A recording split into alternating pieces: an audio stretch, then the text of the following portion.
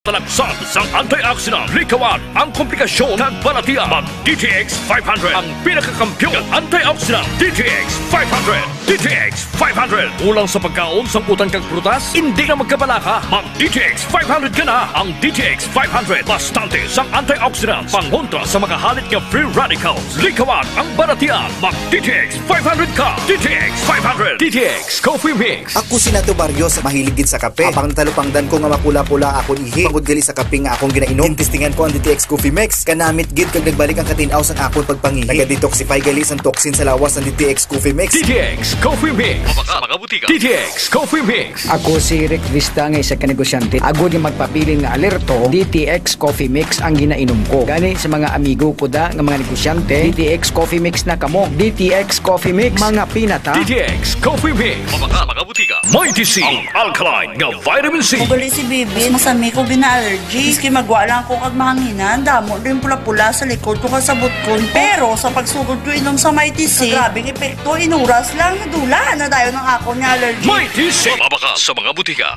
K5 News FM, championing the lives of the Filipino. Wow! May puso! Mga ka-K5, taus-puso po kaming nagpapasalamat sa inyong walang sawang suporta at patuloy na pagtangkilik sa aming mga programa sa 88.7 K5 News FM Iloilo. Kayo ang aming lakas at inspirasyon sa bawat balita at impormasyon na aming inihahatid. Kailanman ay hindi kami magsasawa at mapapagod dahil nakakataba ng puso na kayo ay aming mapagsilbihan. Ito ang nag-iisang kampiyon sa balita, kampiyon sa drama, kampiyon sa musika, kampiyon sa komentaryo, at kampiyon sa serbisyo publiko. K5 News FM, championing the lives of the Filipino. Kampiyon sa balita, kampiyon sa drama, kampiyon sa musika, kampiyon sa komentaryo, kampiyon sa serbisyo publiko. Bandera noon, K5 News FM na ngayon. Ito ang kampiyon nga istasyon, K5 News FM, championing the lives of the Filipino.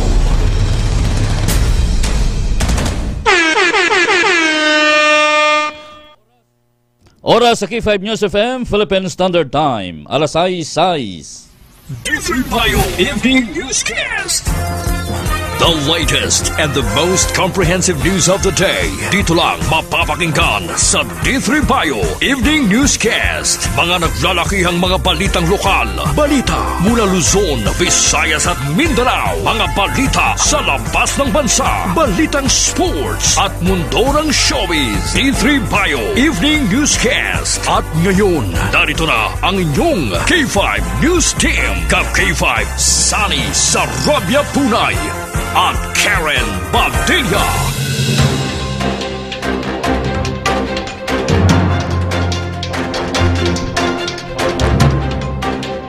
Maayong gabi Iloilo, magandang gabi Pilipinas, good evening world. Welcome sa D3 Bayo Evening Newscast. Huwebes nga adlaw, Agosto 29, tuig 2024. Mga ka-K5, sarang kita mabatian sa 88.7 sa inyo tag sa mga FM dial. Makita ang kamabatian makita worldwide. Pinagay sa Facebook page ang K5 News FM Iloilo 88.7. Sa gihapon, sa ngalan sang serbisyo publiko, kami ang inyong mga tagbalita. Yan si K5 Sunny Sarabia Punay. Kag sa pangalan ni ka-K5 Karen Badilla, ako naman si ka-K5 Jenny Kauyunana. Sa mga pangulong dinalan, ginadulong sa kalwan sang D3 Bayo. Nahimo sa vitamin D3 kag virgin coconut oil. Para sa mga nagabalik-balik ang hilanat ubo kag sipon, magtumar sang D3 Bayo sang Klinika de Alternativo Medicina. Natural nga antiviral kag antibacterial. Gani kung gusto nyo mag-ayo, mag D3 Bayo. Sa nagapanguna nga balita lokal, Iloilo City Health Office magapatigayon sang massive misting kadungan sa pagpaidalom sa syudad sang Iloilo sa state of calamity bangod sa dengue. Iloilo City Police Office mas ginpasangka ng ila intelligence gathering operation kasunod sang pagpanransak si Iloilo Supermarta. Samtang daycare worker na bali matapos mahulog sa drainage sa barangay Akwit, Barotac Nuevo nga wala pa matapos-tapos sang kontraktor. Manghod nga lalaki patay matapos ginabo sang iyang magulang sa Banwa sang Maasina. Samtang sa nagapanguna nga balita nasyonal, Philippine National Police ginakasubo ang ginatawag nga pinakadako nga crime group ni Police Lieutenant Colonel Jovi Espinido. Former Speaker Jose de Vencia ginpasidunggan sang Senado. Sa balita international, pila ka mga turista nahulog sa sinkhole sa Kuala Lumpur. Sa balitang sports, Team Philippines nagpasakop sa 2024 Paris Paralympics opening ceremony. Kag sa balita sa patagsang entertainment, Catherine Bernardo ginpakigbahin ang mga litrato sang Hello Love Again nga set matapos ang ilang shooting sa Canada.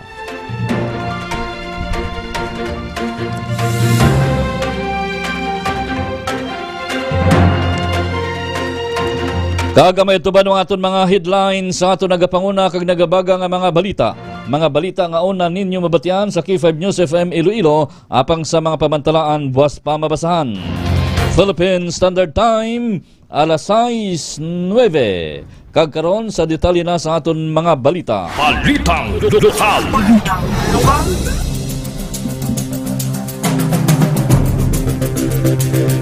Ang masunod nga mga balita lokal nga inyo mabatian igadulong sa kaluan sa klinika DTX Coffee Mix with ampalaya, chia seeds and the sugarcane extract powder.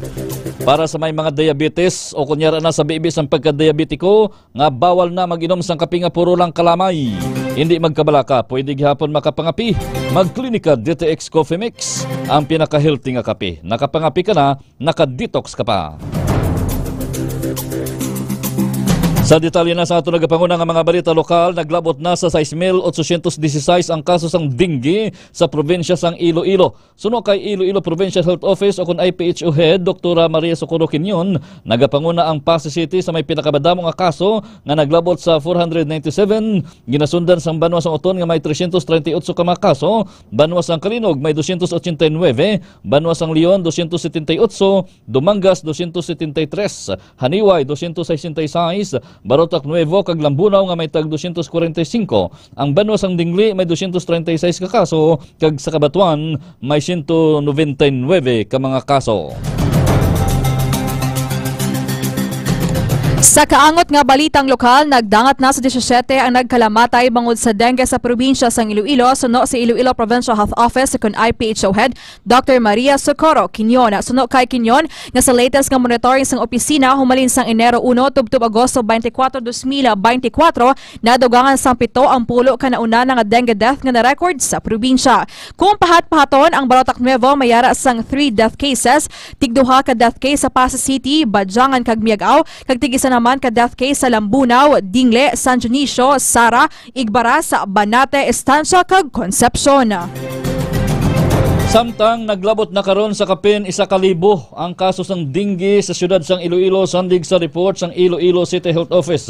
Base sa data, yara na sa 978 ang kaso sang dengue sa syudad kun sa diin 33 diri ang bago nga kaso kag 5 na ang mga napatay. Samtang 62 naman ka mga barangay kag ang mayara sang clustering of cases sa karon. Nahibloan nga ginpaidalom na sa state of calamity ang syudad sang Iloilo bangod sa dengue. Samtang magapatigayon sa massive misting ang Iloilo City Health Office sa CHO sa tanan nga barangay sa syudad sang Iloilo kasunod sa pagpaidalom sa state of calamity bangod sa dengue. Suno kay Dr. Annabel Tang, head sang CHO, plano nila nga magdugang sa 30 pa ka mga misting machines kag target nga makapatigayon sa misting sa 24 ka mga barangay kada adlaw. Nahibaluan nga mayara sang sa 60 ka mga misting machines sang Iloilo City Health Office. Philippine Standard Time, alas 6:12. Ang masunod naman nga mga balita lokal nga inyo mabatian igadulong sa kaluan sang Maytisi. Alkaline-based nga vitamin C, wala sang hapdi sa tiyan, gani pwede gid magtumarbisan wala sang kinanan. Mighty C, labi nga gin pabaskog, para nga mas protektado kita kontra sa mga balatian.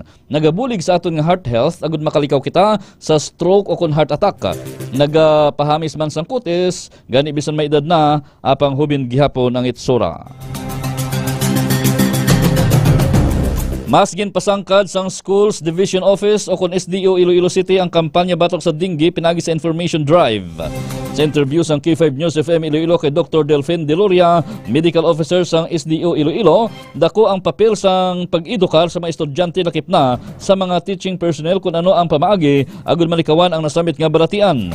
Nagpatigayon man sila sang pagsinapol kaupod ang mga school heads kag school clinic officer sa 66 tanan ka mga pampubliko nga eskwelahan sa siyudad sang Iloilo.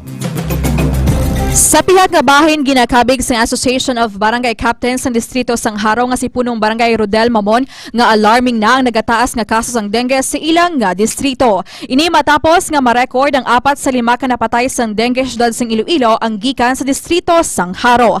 Sa interview sang K5 News FM Iloilo kay Mamon, iya ginpahaya nga bangod sa nagataas nga kaso sang dengue, iya ginahingyong imbes Sabado kag Domingo lang ang clean-up drive, himuon nga kada adlaw ang pagpanglimpyo sa barangay kag inilang sa sagwa sang ugsaran lakip man ang sulod sang ilang mga puluy-ana. Dugang pa sa natungdan nga dapat siguraduhon nga malimpyuhan gid ang mga lugar nga ginakabig nga breeding areas sang mga lamoka. Samtang nagapatigayon man sang missing ang distrito sang Haro sa mga barangay nga mayara sang mataas nga kaso sang dengue.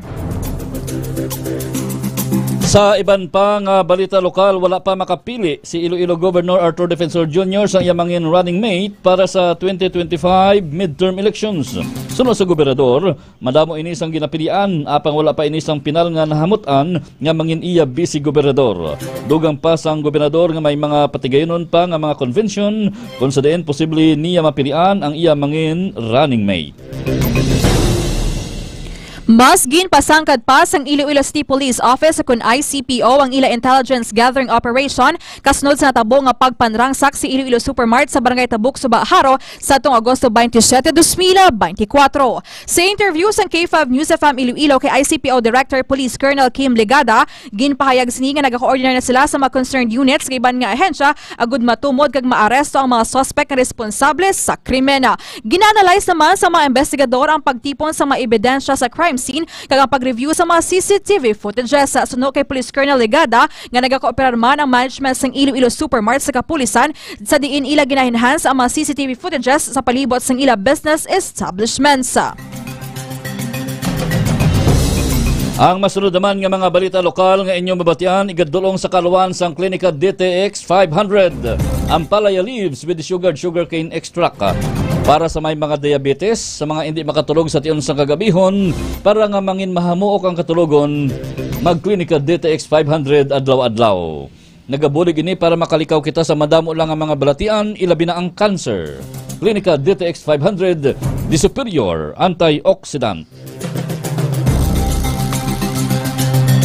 Naga-coordinate ang mga station commanders sang napulo ka mga police stations sang Iloilo City Police Office sa mga business establishments nga ilan sasakupan para sa ila seguridad.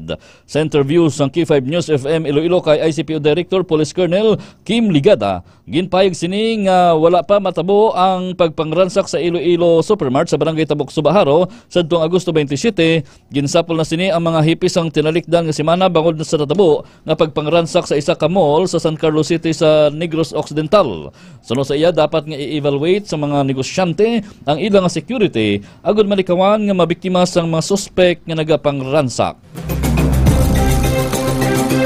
Sa pihak nga bahin, natapos na ang dalan ginaobra sang Onyok Howlers Construction and Supply sa boundary sang Zaraga, Laganes, Iloilo. Sa interview sang K5 News FM Iloilo kay DPWH 4th Engineering District Engineer Mario Soriano sa second week sang Setyembre, buksan na sa publiko ang dalan nga ginakompleto na lang ang curing sang dalan kag magapatigayon sa material testing. Samtang ang nasambit nga dalan ang may kalabaon sang 700 meters kag may budget ini nga 7.8 million pesos.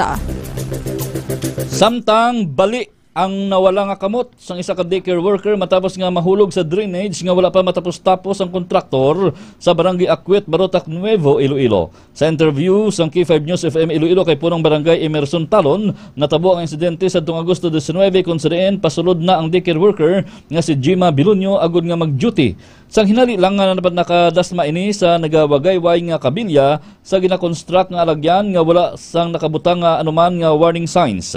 Nahibulaan nga sa Setyembre 2 na tanan nga i-admit ang nasambit nga daycare worker agud mahatagan sang nagakaigo nga pagbulong. Sa kaangot nga balita, nagahingyo sang bulig ang punong barangay sang Akwit, Barotac Nuevo sa tag-iya sang Marini Construction ang kontraktor sa ginakayong nga dalan kag drainage sa ila barangay matapos nga mahulog kag nabalian ang isa ka daycare worker. Sa interview sang K5 News FM Iloilo kay punong barangay Emerson Talon, nagistoryahanan naman sila sang kontraktor apang nagpahayag lang ini nga tinguhaan nila nga magbulig. Suno sa kapitan nga sa Setyembre 2 nga natalana nga ma-admit sa ospital sang daycare worker nga si Gemma Bilonyo agud maoperahan ng iya na balik nga kamota. Nagapangabay man si Bilonyo sang bulig sa kontraktor bangod mahal ang gamiton nga stainless sa iya kamot kag operasyon siniya. Naibaluan nga nakadasma si Bilonyo sa nagawayway nga kabilya sa gina-construct nga drainage bangod wala ini sang warning signs kag latayan. Sa katapusan nga balita lokal, patay ang manghod matapos ginlabo sang iya magulang sa barangay Abilay, Maasin, Iloilo, kaina sang Kagahon. Ang biktima amo si Julian Montefrio, kabuk 40 tahon ang pangidaron, samtang ang suspek amo naman ang magulang sini nga si Tidi Montefrio, 50 anyos, lunsay pamuluyo sa nasambit nga lugar. Sa interview sang K5 News FM Iloilo sa suspek, ginpahig sini nga pareho sila nga nakainom sang iya nga manghod kag wala man sila sang ginaawayan sang apang kaina sang aga, ginhangkat siya sini nga mag-away kag ginhanaan nga bunon. Bangod sini madasig man nga ginlabo niya ang iya manghod nga gintunaan sang kamatayon sini.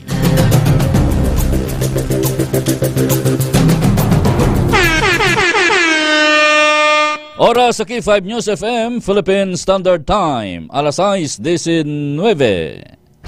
Balitang National. Balitang National.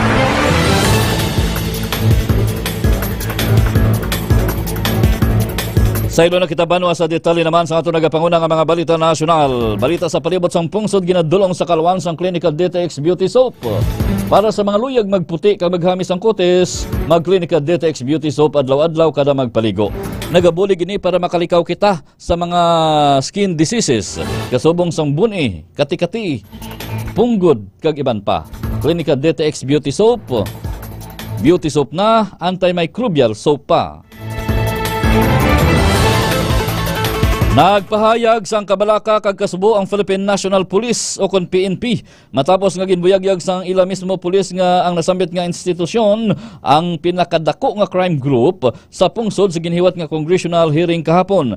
Sa ginhiwat nga hearing sang House Squad Committee, ginpahayag ni Police Lieutenant Colonel Jovi Espinido nga isa sa mga nagpanguna sa mga high-profile drug war killings sang Duterte administration nga base sa iya eksperyensya, ang PNP among pinakadako nga crime group sa pungsod. Suno sa PNP nga ang pahayag ni Espinido ang isa kadako nga tampa sa mga police officers nga nagpromisa nga magsirbi kag magprotekta sa mga Pilipino. Ginako sang PNP nga may pila ka porsyento ang kapulisan nga nagtalang ang banas apang ginapanindugan sini nga nagapabilin ang existing internal disciplinary mechanisms agud nga matap na ang kaangay nga kaso. Naibuluan nga nagpatigayon ang House Squad Committee sang investigasyon natoy sa extrajudicial killings sang Duterte administration kung sa diin ang krimen ang may kaungtanan sa illegal drugs, lakip na ang pugo. Sa dugang pa nga balitang nasyonal, napasaka na ang sampaw-sampaw nga kaso batok kanday Sheila Guo ang ginapahayag uto ni dismiss Bamban Tarlac Mayor Alice Guo kag Cassandra Leong ang otorisado nga representative sang ginraid nga Pogo Hub sa Porac, Pampanga suno sa Department of Justice sa DOJ. Suno kay Justice Secretary Jesus Crespin Rimulya nga ang mga kasong ginfile sa Pasay Court sang Martes. Nahibaluan nga si Guo ang ginkasuhan sa pagbaylar sang Article 150 sa Revised Penal Code for disobedience to someone na gin-issue sang Senado subong man sang nalegar nga paggamit sang peke nga Philippine passport nga ginrekomenda man sang National Prosecution Service. Samtang siong naman ang ginkasuhan sang disobedience to someone na gin-issue sang House of Representatives subong man ang obstruction of justice for harboring, concealing or facilitating the escape of a criminal offender. Iningabahin sa aton mga balita, ginadulong naman sa Kalawan sang Klinika Dio Fresh na natural Dio Roll-On. Pagkatapos paligo, indigid magkalipat, magamit sang Klinika Dio Fresh Dio Roll-On. Para nga magapabilin nga preska ang aton pabatyagan sa bilog nga adlaw. Naghatag ini sang 48-hour protection kontra sa bahong balhas. Klinika Dio Fresh, the natural Dio Roll-On. Magapangatubang sang kaso ang 29 ka mga miyembro sang Kingdom of Jesus Christ o kon KOJC matapos nga ginsakit ang 60 ka mga police officer samtang ginapatuman ang pagserbi sang arrest warrant bato kay Apollo Kibuloy suno kay Police Regional Office 11. Suno kay Pro 11 spokesperson Police Major Catherine De La Rey, ginpasaka ang kaso nga obstruction of justice kag direct assault complaints batok sa mga KOJC members. Ginpaig pa ni Major De La Rey nga yara na sa Davao City Police Office custodial facility ang 29 ka mga KOJC members kag ginaproseso na ang pagpasaka sang or pagbayad nila sang piyansa. Sunod sa opisyal nga ang 60 ka mga pulis nga ginsakit sa mga police operation ang nag-recover nagikan sa injuries samtang duha man ka KOJC members ang napilasan. Naibaluan nga ininang ika-anom nga adlaw nga pagpangita sa pagservice ang warrant of arrest bato kay Kibuloy sa sulod sang KOJC compound. Sa ulihing nga balitang national, ginpasidunggan sang Senado si former House Speaker Jose Divencia para sa career for public service. Ginpresenta sang Senado kay Divencia ang kopya sang Senate resolution nga nagakomend kag nagakilala sa nga illustrious career kag invaluable contribution sa pungsod. Gin-sponsor ni Senator Loren Legarda ang resolusyon sang Miyerkules, Agosto 28. Si Divencia ang mas kilala nga JDV, ang kilala nga personalidad sa Philippine politics kag good governance. Balita International.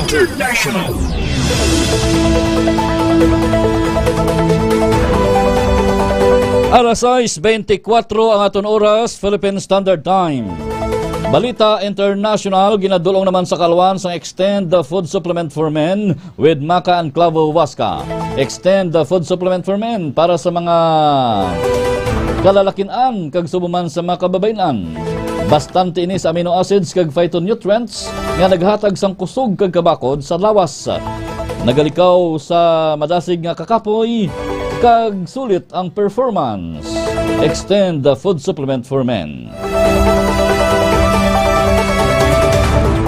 Padayon ang pagpangita sa mga Malaysian authorities sa nahulog nga Indian national sa sinkhole nga may kadalumon nga 8 ka metros. Ginkurdon man sa kapulisan ang pila ka mga mayor nga dalanon agud nga maka-access sa rescue kag search workers. Ginagamit sa search site ang ground penetrating radar device agud nga kutkuton ang duta gamit ang magnetic waves. Naka-deployed man ang pila ka mga ahensya lakip na ang Fire Department, Kuala Lumpur City Hall, mga police, wastewater management company, in the Water Consortium kag Public Works Department. Samtang naghiwat sang pagsinapol ang mga opisyales sang Chinese kag US agud diskusyonan ang posible pagahiwaton nga pagsinapol na ni President Joe Biden kag Xi Jinping kadungan sa ginhiwat nga high-level meeting sa Beijing. Ginhiwat ang diskusyon sa tungod anay China top diplomat Wang Yi kag US National Security Advisor Jake Sullivan kag gintalakay ang mga wala pagintindihan sa gahom sang duha ka pungsod kag 2024 US elections sa diin isla na si Biden. Nagsigutan naman ang duha ka pungsod nga maghiwat sang video call sa tunga sang military theater commanders nga responsable sa hotspots sa Indo-Pacific region sa nagakiigong ation kag malikawan ang tensyon sa Taiwan Strait. Balitang Sports.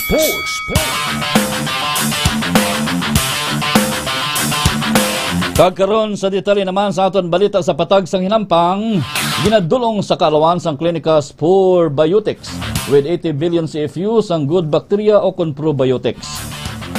Sa mga nabudlayan magpamuhin, magklinika Spore Biotics. Nagabulig man ninitinlo pa sa aton tiyan kag kulon, agud makalikaw kita sa colon cancer. Klinika Spore Biotics, the fortified probiotics. Nagpasakop ang Philippine team sa opening ceremony sang 2024 Paris Paralympics. Subong adlaw Agosto 29. Nangin flag bearers anday para swimmer Ernie Gawilan kag para archer Agustina Bantilok sa ginhiwat nga parada. Nagasuksok ang mga atleta nga sang Pilipinas sang gindisenyo ni Dita Sandico. magasugod naman ang kampanya sang Pilipinas sa paghampang ni Bantilok sa Women's Individual Compound Opening Ranking Round. Balitang Entertainment.